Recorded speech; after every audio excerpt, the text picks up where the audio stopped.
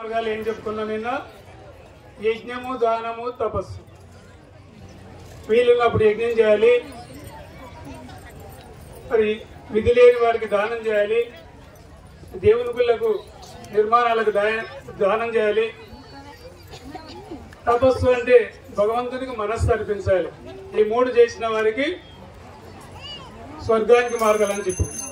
భగవద్గీతలో పరమాత్మ చెప్పాడు నరకానికి మార్గాలు మూడు చెప్పాడు. ఏంటివా అంటే త్రివిధం నరకస్వేదం ద్వారం నాశనమాత్మన కామ క్రోధ లోభ. కామము, క్రోధము, లోభము ఈ మూడు కూడా నరకానికి మార్గాలని పరమాత్మను భగవద్గీతలో చెప్పాడు. ఎందుకంటే ఈ మూడు ఉన్నవారు ఎంతటి వారైనా నాశనం అవుతారు. ఎందుకంటే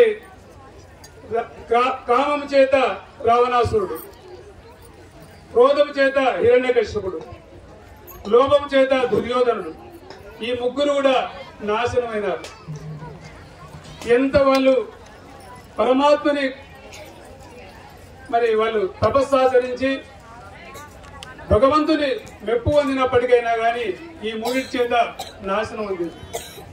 కామం చేత అంటే రావణాసురుడు రాముని ఇబ్బంది పాలు చేయాలని చెప్పి సీతమ్మని తీసుకుపోయి లంకలో బంధించింది.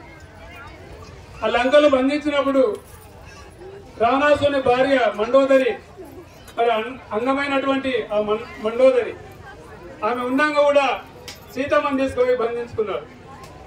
మండోదరి చెప్పింది, ఎందుకు రాముడు నువ్వు దైవము, సీతమ్మ తల్లి లక్ష్మీ స్వరూపం, నీకు తగదివి వద్దు అని చెప్పింది. అయినా రావణాసురుడు వినలేదు. తమ్ముడు విభీషణుడు కూడా చెప్పాడు, ఇది మనకు తగదు, ఇది లంకకు చేటవుతుంది అని చెప్పాడు. అయినను వినలేదు. మరి అదంతా జరిగిన తర్వాత రాముడు సీతమ్మ జాడని తెలుసుకోవాలని వాళ్ళలో ముఖ్యమైనటువంటి తల్లి మీరు మాట్లాడుతాను జోలి పెట్టుకుని తర్వాత పెట్టుకోండి, సభ నిశ్శబ్దంగా ఉండాలి వాళ్ళు. ఎందుకంటే మాటలు అక్కడిక్కడ పోతే బాగుండదు.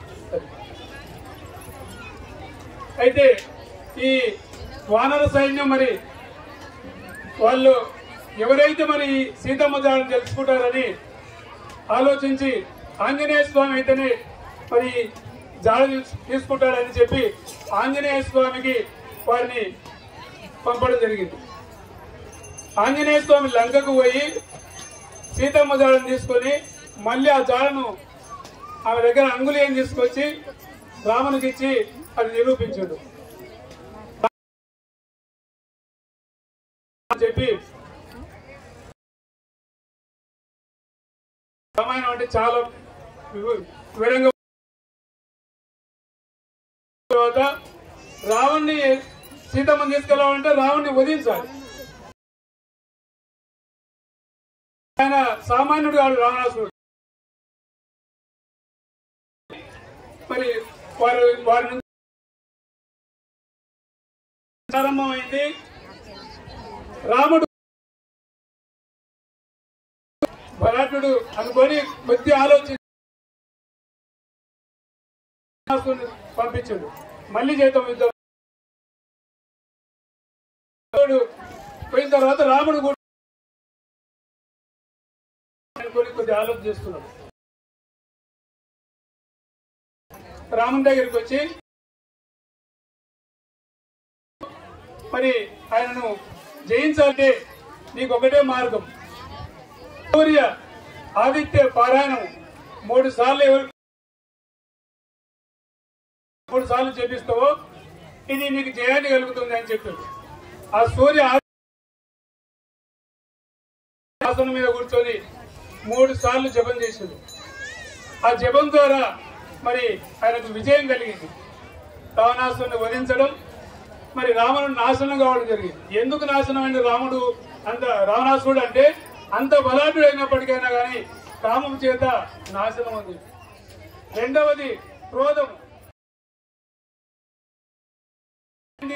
నేనే గొప్ప, నా ఆలయాలే ఉండాలి, నన్నే జపించాలి, నా నామాన్నే పలకాలి అని ఒక అహంకారం. అయితే ఇదంతా కనుక్కొని ఇదంతా తెలుసుకొని భగవంతుడు ఊరుకుంటాడా? మరి ఆయన కడుపులోనే ప్రహ్లాదుని పుట్టించాడు. ప్రహ్లాదుని పుట్టించి మరి ఆయన నాశనం చేయడానికి ప్రహ్లాదుని తయారు చేశాడు.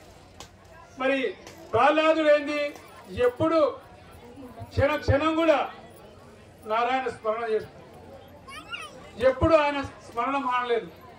హిరణ్యకశిపుడు హరినామం చేస్తుంటే హరివడురా నేనే నానామాన్ని వలకాలి కానీ హరివడు అనేది అహంకారంతో హరి నామాన్ని వాడి లోపల నుంచి రానియకూడదని ఎన్నో ఇబ్బందులకు గురి చేసి ఎన్నో ఇబ్బందులు పెట్టినప్పటికైనా కొండల నుంచి దొప్పించి పాములచే కరిపించి ఏనుగులతో తొక్కించి ఎన్నో ఇబ్బంది పెట్టిన భగవంతుడు ఆయన లోపల ఉన్నాడు కనుక ఏమి చేయలేకపోయాడు.